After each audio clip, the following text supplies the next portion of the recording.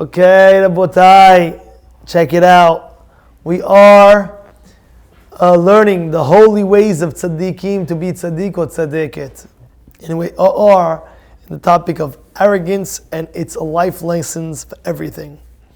He says, our rabbis teach us, Al ta'amin b'tzmecha ad yom motecha, do not trust yourself until the day of death. What does that mean?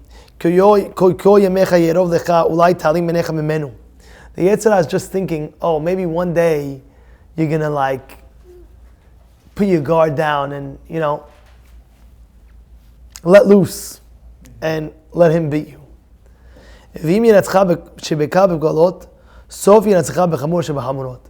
Now this, I must say this is very, very important. And he says, if he beats you with the lenient stuff, he'll beat you with the strict stuff. Let me tell you how the Yetzer Hara works. He's not going to tell you to eat pork. He's not going to tell you to eat pig. And he's not going to tell you to eat a cheeseburger. He'll never tell you that.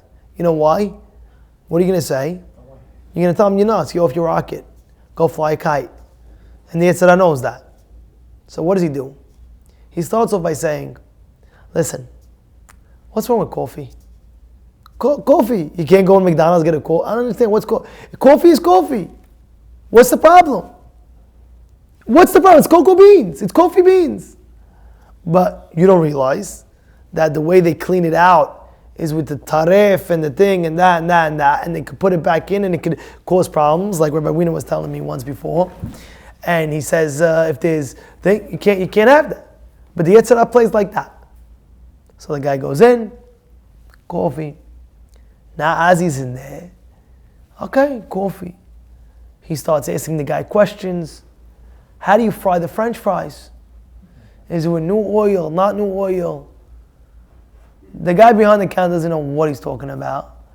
He sees you, he says, I don't know, they knew they have a different frying pan for everything, But he says, oh! So how does the Yetzer Hara say? If Hashem asks me why did I eat the French fries, if it's fried in what? In non-kosher oil, I'll say, no, the guy behind the counter told me it's kosher. So if the guy behind the counter told you it's kosher, and if he would ask you for a loan of $10, you won't give him the loan. So how come when you kashrut you trust the guy? If the guy behind the counter says, hey buddy, can I borrow $100? You lent him? I'll pay you back. I swear to you, I'll pay you back. You'll never lend the guy. Oh, but for kashrut, you trust the guy. But that's how the Yetzer Hara started. And before you know, little by little, he tastes it. He just wants to taste it. I'm not going to eat it. I'll just taste the cheeseburger with the thing. Now you're saying, Rabbi, it'll never happen. Now you're saying that.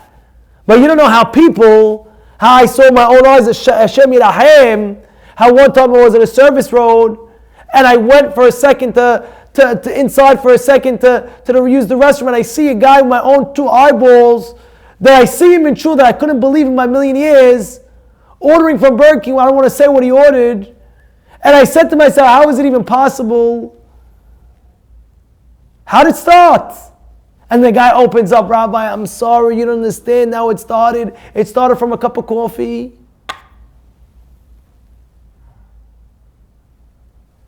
And that's why every single person has to understand, you don't let up. Don't give in, not even an inch. Don't give the Yetzer Hara even an inch. No, you will not get me, and I will not. Another good example to use, by the way,